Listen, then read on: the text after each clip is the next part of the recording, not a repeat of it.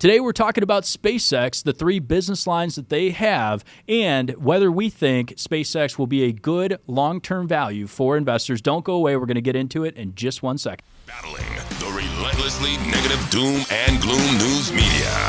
It's the Nick Stenger Show. Coming to you live from the Stenger Family Office headquarters. It's your host, Nick Stenger. All right, ladies and gentlemen, welcome back to the Nick Stenger Show. My name is Nick Stenger. We are Stenger Family Office. For the past 45 long years, it's been our family's mission to deliver you clarity and confidence to help secure your financial future. You are wondering, why do I need clarity and confidence? Because the market is volatile, and we've been through a number of corrections between COVID a couple years ago, last year with the big tariff sell-off, and then Iran this year. So many times where people wanted to panic, get off their plans, and if you don't believe me, I can show you all the people who tried to get off, and we told them, terrible idea, don't do it, stay on your plan. And thankfully, you are all still here to tell the story. So we are going to talk about SpaceX today and get into it in just 1 second. But before we do, I do want to remind you about Investor Day coming up right around the corner now. We are almost at max capacity. We are getting more and more signups every single day. This thing is almost full. We have not yet sent out the final email, but make sure you register. Katie the Greek has it up for you on YouTube in the description. Click on register. Do not make the biggest mistake of your life and not see Tom Lee in person. Tom Lee, absolute legend on Wall Street. He is going to be talking about SpaceX, about technology, about the most recent IPO that we're going to cover today. You've got to get into it. And coming to Chicago, it's a great time of year. It's going to be nice. We keep pushing the date up earlier and earlier each year so that you are not freezing when you come up to the north. It's really not that bad, I can assure you. The snow probably doesn't come in until maybe late October, maybe early November. So don't make the biggest mistake of your life and miss Tom Lee Investor Day, October 8th and 9th. Let's jump into it today. SpaceX IPO, is it going to the moon? What's going to happen? But before we get into it, I do have to read a special important disclaimer to you. Stenger Family Office and our clients may hold shares of SpaceX. There is no solicitation on today's show being made to buy or sell SpaceX or any other companies mentioned. Data is being gathered from sources deemed to be reliable. No guarantee is made as to the accuracy of the contents of the presentation today. Past performance, of course, is not a guarantee of future results. And most importantly, this is not investment advice. It is for informational purposes only. You should not do anything we are talking about without speaking with your financial advisor first. Okay, let's jump into it. SpaceX. Wow. One of the most incredible companies ever, the biggest IPO ever, absolutely incredible. IPO'd at $135 a share. They raised $85.7 billion on the IPO at a valuation of $1.77 trillion. The stock is actually up to a brand new all-time high again today, June 17th. Stock is now trading at $202 a share, with a valuation of $2.7 trillion. Again, the largest IPO ever on record. So, is SpaceX a good value? Should you be buying SpaceX? We're going to talk about it. Again, not investment recommendations here on today's show, but we are going to talk about the merits of SpaceX and what's going on underneath the surface from a technology standpoint, because I do think it's just astounding what's going on. Now, you can love Elon Musk. You could hate him. You could agree with his politics, not agree. Put all that aside today for the content of today's show and just focus on the reality of the technology. That's what's going on here. So SpaceX has three unique business lines. There's the actual SpaceX business where we are sending people to Mars, up into the atmosphere. We've got connectivity as number two. That's mostly Starlink. If you've heard of Starlink before or used it, it is one of the fastest internets on satellite where you can be anywhere. You can be on a plane. I used it on a United flight not too long ago, and it's extremely fast internet.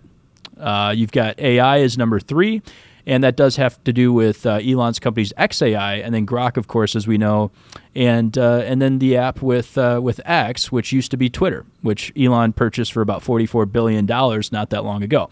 Let's get into it.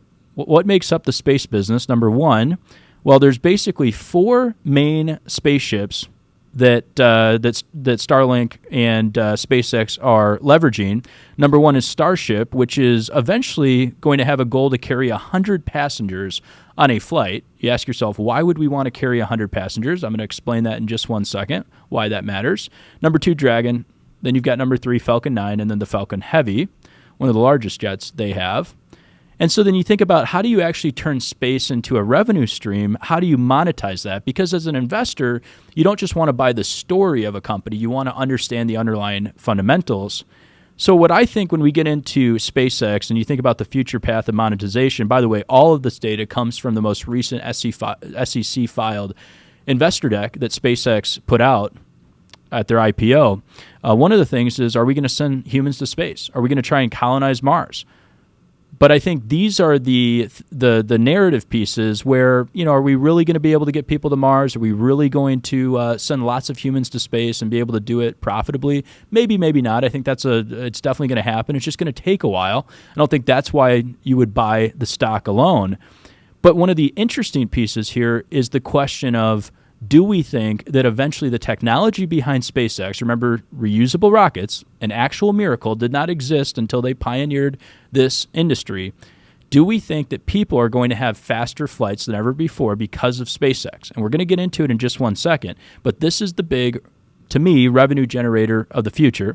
Then you've got a business within this called TerraFab, which is all about semiconductors, chip building, manufacturing. Absolutely incredible what's going on there. We'll talk about that. And Starshield, which is part of a program for the military and militaries across the globe that can leverage the SpaceX network and Starlink in particular to protect their countries. I want to show you two charts. This is directly from the SpaceX investor deck, and this is what's going to show you some of the data going on behind the surface here. Number one, booster reusability enabling increased launch rates. Look at these numbers here. In 2017, there was about 20 Falcon family launches by SpaceX. Today, and this is really last year at the end of 2025, about 165 launches.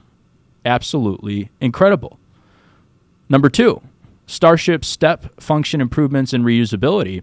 Look at the cost difference going from 1970 to the year 2000, costing about $18,500, going down to sub $1,000 on Starship. This is what technology does. This is Moore's Law. And a lot of people think Moore's Law is dead to an extent because it's just too slow.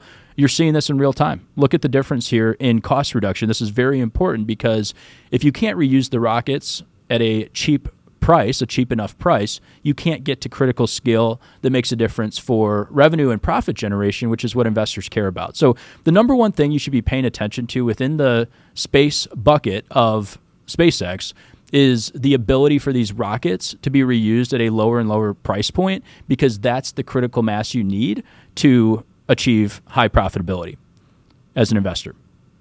So if you think about the addressable space market, and we're going to just take Elon's word for it, which we'll talk about in a second. Can you take Elon's word for this? Is it reliable? Is it going to happen? Or maybe it is, but maybe it's going to take longer than investors think. If you listen to Elon on the space market, they believe that the addressable market here is $370 billion. And I think that number actually could ultimately be low in a sense. We're going to talk about this too in a second. But I think that 370 number actually may be low, because I asked the question, if these rockets are reusable, if they continue to drive the price down like they have, which we think all signs point to that being true, I would ask the question, how much would you pay to go from Chicago to Japan, for example, in an hour, currently a 14-hour flight, taking that down to an hour? Because that's where eventually I believe this is headed. Could be wrong on how long it takes, but eventually this is where it's going. The current launch price point is $75 million. That is the current hurdle to actually being able to do this at scale, because to make profit on something like this, you're looking at a round-trip ticket price from Chicago to Japan of about $2 million per person. Obviously, not something that you're going to be able to scale and have lots of people doing, at least from day one. But remember Moore's Law, can we get that cost lower? What if that cost was $100,000? What if it was $200,000? What if it was $300,000? That's where I think investors really have to start asking the question, does it make sense for people who are normally flying for business, for example, from Chicago to Japan, taking about 14 hours each way to do that? Would it be worth their time to pay a couple $100,000 and get that flight down to an hour each way if that's possible? Well, I think if you look at the alternatives out there, some of these places, some of these businesses, for example, are using private jets to do that, and they're already spending about $500,000 for a round-trip flight from Chicago to Tokyo anyways.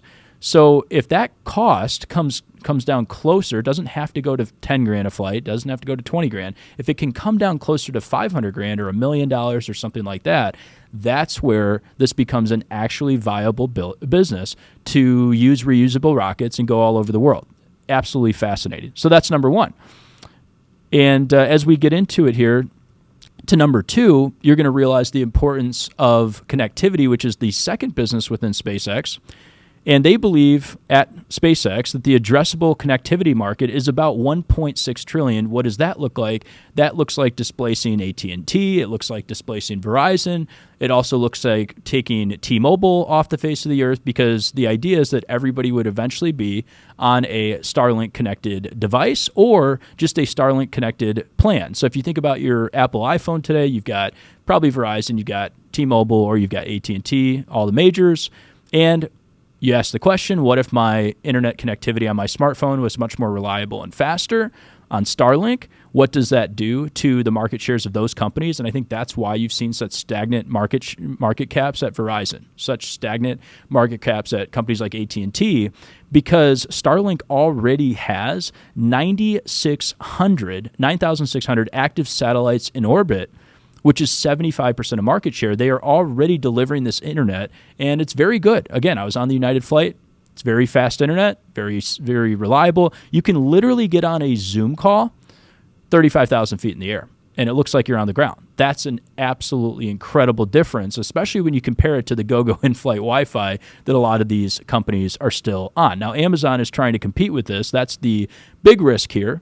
But this $1.6 trillion connectivity market, I think, is just the start. I think actually their number here could be low, and it could be more like a $3 trillion market that's able to be addressed through their connectivity business, because now you start getting into business. You get into maritime, putting these satellites on ships and connectivity there, and then also aviation. They're starting to put these on private jets. They're putting them on military aircraft, and that's the real business. Look at some of these numbers here. Again, I mentioned 9,600 Starlink satellites already in orbit as of March 31st this year. And then here's everybody else. So Starlink already has a massive, massive leg up on everybody who's competing. And today, this is Q1 2026, Starlink had 10.3 million subscribers, up from 2.3 million in 2023. Absolutely incredible growth. This is where the puck is going. So you think about the connectivity market and you ask yourself the question, how big can this really be? Again, I think they're a little low on their estimate, because there are today about 22 billion, some places think 30 billion devices connected to the internet across the globe. 22 to 30 billion. That's a massive, massive amount. Now, some of that is iWatches, and some of that is wearables and all the rest of it. But there's about 8.6 billion smartphone users out there, and there's obviously many computers and desktops and all the rest of it, and laptops that are connected to the internet. You've got about 500,000 airplanes in the world that are registered, and some people think that number's higher too, but it's about 500,000. And then what I also want to look at is just cars, and you think about how does this fit into Tesla, because at some point there is going to be a pitch made to shareholders that maybe Elon should fold Tesla into SpaceX, which would be a very interesting development. Tesla's trading about $1.2 trillion in market cap. What would happen if he were to roll that business into SpaceX as well, which is an interesting idea. And you ask yourself the question, how would that fit in? Well, there's 8.9 million Teslas on the road today, and many of them are self-driving. And to have successful, scalable self-driving over time, you have to have great internet service. What kind of internet are you going to be on? You're going to be on Starlink. That's how these all fit together. And what do you also need for Teslas to run FSD successfully and scalably over time? You have to have AI. You have to have machine learning. And again, you have to have data centers and everything else that SpaceX is doing. There's also 1.7 billion total cars of all manufacturers across the world. Some estimates put that at $2.2 billion. But again, the point is there's all these devices out there that are going to have to be connected somewhere. And even a small percentage of that on Starlink is a massive, massive win for shareholders. So let's get into number 3 here. Now, the AI phase of the business. And I'm just going to throw out the idea that I think the addressable market on AI, their estimate is high. I think this is where you have to, as a shareholder, really understand the monetization and the model here for shareholders. I think connectivity, they're a little low. I think the space number is a little low, but I think AI could be potentially high. But what they think is going to eventually happen is they're going to contribute heavily to AI infrastructure. Now, some people have joked maybe it's AI data centers on Mars. It's maybe less of a joke for a lot of people who realize that we've got to put these data centers in cool places. Maybe you could have these on Mars. And the timeline is the big question. So I don't think anyone's questioning Elon's ability. I think anyone's questioning the long-term vision. I think all of that makes sense. I think the question is the timeline. So if you hear from people like Jeff Bezos, he's going to say, yeah, it's all doable. It's all possible. Is it the 3 to 4, 5 year timeline that Elon says, or is it the 10, 12, 15 year timeline that may be more realistic? And that's the problem for shareholders, is just understanding when you're going to see these cash flows come in, because you could buy the story and the story may trade for a while. You've seen the story trade, obviously, post IPO, a lot of demand for the stock. It was oversubscribed. So I do think you're going to see the stock keep doing well for the next couple months because people are just going to keep buying it off of pure demand. But when the dust settles and the reality check hits, I think people are going to really ask the question, when are we going to actually see cash flows here, similar to Tesla? And we're going to cover Tesla just for a brief slide at the very end of today's show. But just to say, the story by itself is not good enough. You actually need to see cash flows eventually as an investor. The other piece of AI is consumer subscriptions, and I think this is the part of the business where it's going to ultimately be a very commoditized industry. You've got OpenAI, you've got Anthropic, very similar to I think what happened to the browsers eventually, where again somebody comes out with a better model, somebody disrupts OpenAI, somebody disrupts Anthropic, somebody disrupts Grok AI. Eventually, these things will happen. And while they're great pioneers of this AI world that we are now in, they may not be the companies that last 10, 15, 20 years down the road. We have no idea. Not to say that they're going to struggle dramatically in the next year or quarter or something like that, but who knows what the future holds. We have no idea what the next 10 years looks like, 15 years look like on the consumer side. So I think the infrastructure pitch is a much better pitch than the consumer subscriptions pitch.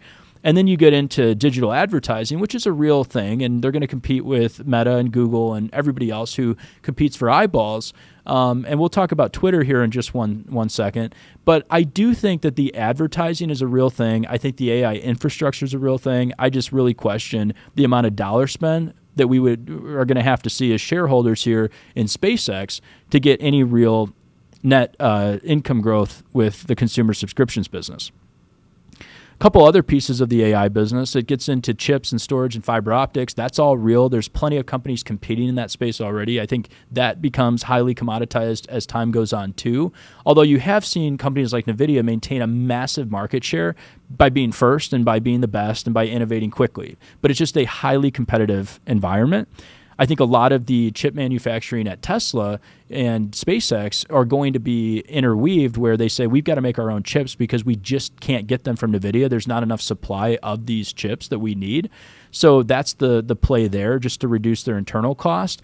I don't know if it becomes a long-term massive revenue generator for them as much as it is just getting internal costs down. And that's fine too. They also announced this new Cursor AI deal, which is basically coding AI, and they are paying $60 billion in an all-stock deal to acquire this Cursor AI company. And then I think the last piece of AI here with SpaceX is investing in free speech. And you think about free speech in terms of the old Twitter, which is now known as X, and there's 550 million monthly active users, which is somewhat small compared to Facebook, small compared to Google and some of these other places, but it's still a significant business. And the original investment that Elon made into Twitter at the beginning, in that $44 billion investment, it's going to be a good investment. It's probably a $100 billion business. It could be a $150 billion business. So I think it makes sense. from that standpoint. Is this a significant revenue driver? I think there's a big question mark there too. So let's talk about the actual vision of where Elon thinks things are going, and then the reality of the numbers today. And does it make sense to be paying these prices for SpaceX stocks right now? Well, the full year revenue for SpaceX last year, and this is a good thing to see, obviously a lot of revenue, was $18.7 billion. But they did a loss of $4.9 billion on that 18.7. That loss, I believe, we don't have a crystal ball, we don't know for sure, but I believe that loss is going to compound over time because it's going to cost a lot of money to actually build this out. If you're buying SpaceX today, and this number is actually a little bit low because SpaceX stock is back up again today, so you're actually paying more than 142 times. But if you're buying SpaceX right now, you're paying about 142 times, not profit, not earnings, times sales.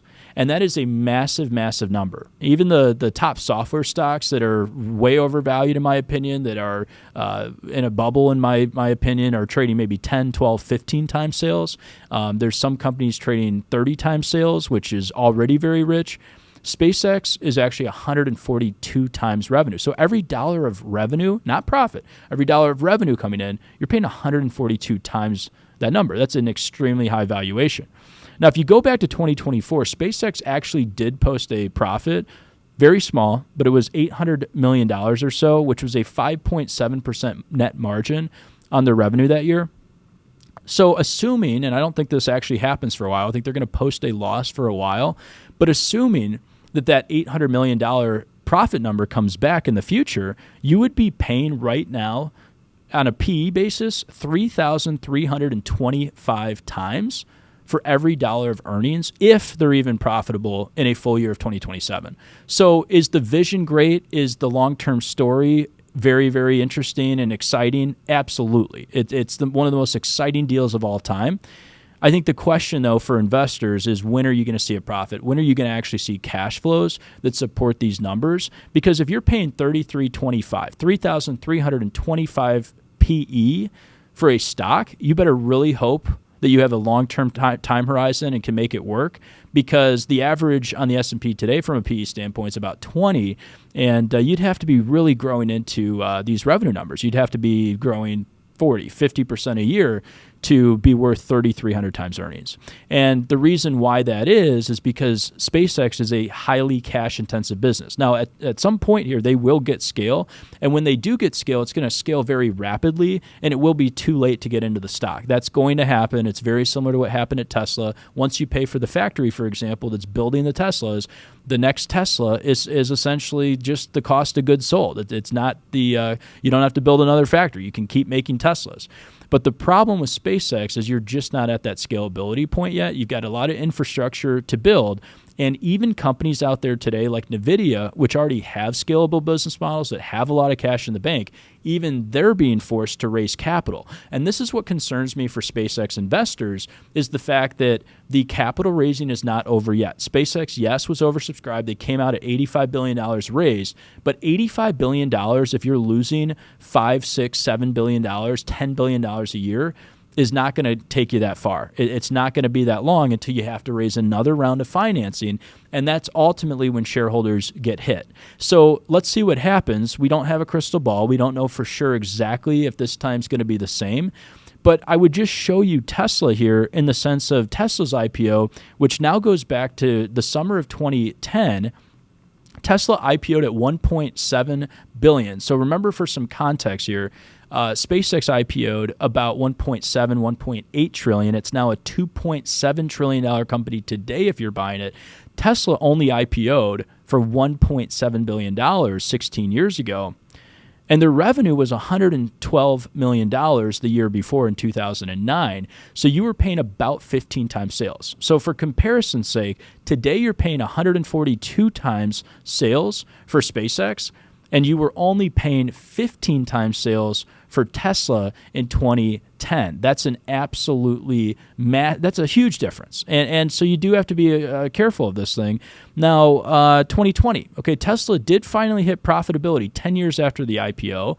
Could be the same story with SpaceX. Maybe it's 5 years, 6 years, but it could be 10 years. Tesla finally hit a full year of profitability 10 years after the IPO. So essentially at the IPO price, you were only paying 2.3, 2.4 times PE ratio for those profits 10 years later. But again, it took you 10 years to get there. So I think that's where you have to say, if I'm going to buy SpaceX, for example, today, I just have to have a really long time horizon. And there's nothing wrong with that. If I have a 10-year time horizon, a 15, a 20-year time horizon, I think in the end, SpaceX will be a great value. I think it will be an excellent investment. And I do see returns being very strong. But in the short run, if you're buying this thing hoping that you're going to get this massive return in the next year, the next 2 years, 3 years, I think you just have to be careful because there's still going to be a lot of cash burn coming to make this thing work and get it to scalability. Today, and this is now 16 years later, Tesla is still, after all this growth, after all these earnings numbers coming out now, and they are profitable, but after all of this earnings growth at Tesla, the stock is still trading at 336 times earnings. Extremely, extremely high, again, when you compare it to the rest of stocks at 2022. And even some growth stocks you can buy today that are growing 20, 30% a year, you can pay 25, you can pay 30, 35 times earnings. Tesla, you're paying 336. So a lot has to go right for this thing to work out in the short run. I'm not saying in the long run Tesla's going to be a bad bet. I think it actually will be a good bet. I think SpaceX will be a good bet in the long run. But I think in the short run, just be cautious. So here's the other point I would just throw out here today on the show, and this is one of the things that you have to realize with IPOs, is most IPOs that have come out now since the year 2000 are not IPOs to raise capital in the same way they were going into the tech bubble of 1999. Where an IPO in the late 90s would come out and go into the small cap index, maybe even the mid cap index, just to raise capital and then eventually trickle its way into the large cap index. IPOs coming out today are coming right out into the large cap index. They're going right into the S&P after a few quarters of profitability. And I don't want to call it leaving retail with the bag and dumping shares on retail, but a lot of IPOs look like that. You saw IPOs like Rivian and some other big ones where the valuations were so extreme. It was only designed for people to get liquidity, the original investors to get their money back that they put in, and dump it onto unsuspecting retail investors who were willing to pay 300, 400, 500 times earnings, not realizing how bad these investments would be over time. And I don't think SpaceX is a Rivian, so I just want to be very clear with that. But you could see some volatility as some of these insiders are able to sell their shares. And so after the Q2 earnings report comes out later this year, insiders at SpaceX will be able to sell 20% of their shares. And I do think that stock price on SpaceX will be dramatically higher than it is today. It could be 250, could be 260, it could be 280. So yes, they are going to be selling off a brand new all-time high. But I think the question is, how much do we fall off to that sell? Because once insiders can start to sell, some of them will. They're going to take some profit off the table. They're going to take some risk off the table. Again, that's part of the reason you IPO in the first place. And that fallout could be substantial. It could be a 30, 40, 50% fallout because, again, you're going to have more supply for SpaceX shares than demand at that point when people are selling. And that's what drives the stock price down in the short run. The full IPO lockup is going to end in December, about the 180-day mark after the IPO. And that's when you could see another wave of selling off because now you've got not just 20% of the shares that are available to sell, you've got 100%. And that's, again, another point where you could, I'm not going to say will, but you could see some significant volatility on the stock. So the big question is this time different? Are we going to continue to see these sell-offs like we do on most IPOs? And you do have to remember Tesla, when it first IPO'd, did trade down about 20% lower than its IPO price. So if you're trading SpaceX, for example, 20% lower than its IPO price at 135, you're now seeing a share price in the 100 range, 100, 108, 110 maybe on the higher side. And that's not a bad thing. It's not to say that you're not going to recoup that loss. But off of today's price, that is about a 50% loss off of what SpaceX is trading at. So again, I think for people in the short run, I just say caution. I say just be careful. But I think for people buying this thing for the long run who are going to hold it for a long period of time and you want to put a little bit of your net worth into it, we're watching it. We're probably going to add it to our portfolio at Stenger Family Office here in the future. We're watching price. We're watching what we're paying for it. But I just urge caution to say just be careful of that price you're paying. ultimately, I think it's just an absolute testament to the brilliant minds we have here, the absolute innovation we have, and why the U.S. is home to more billionaires than anywhere on earth, why we have the structure we have, and why the innovation is happening in the United States, and it's not happening in Europe. It's not happening in China. It's not happening in Japan necessarily, although Japan is innovating better than a lot of these other places. For the most part, though, the innovation is happening right on our soil, and that's what's the most exciting piece of this SpaceX IPO. So we should be excited. We should be optimistic. It's a new chapter in U.S. history. It's just the coolest thing. And again, you don't have to love Elon to think that. You can like him or hate him, whatever, but you can't deny the reality that the technology is so fascinating. And so I think, if anything, if you're going to buy it or not, you should be excited about the future. So thank you for being on episode 223. We're going to see you next time for 224. If you want to hear more about SpaceX, come to Investor Day, October 8th and 9th. Tom Lee will be there. He'll be talking about technology, innovation, and SpaceX specifically. So don't miss this thing, October 8th and 9th, and we'll see you next time.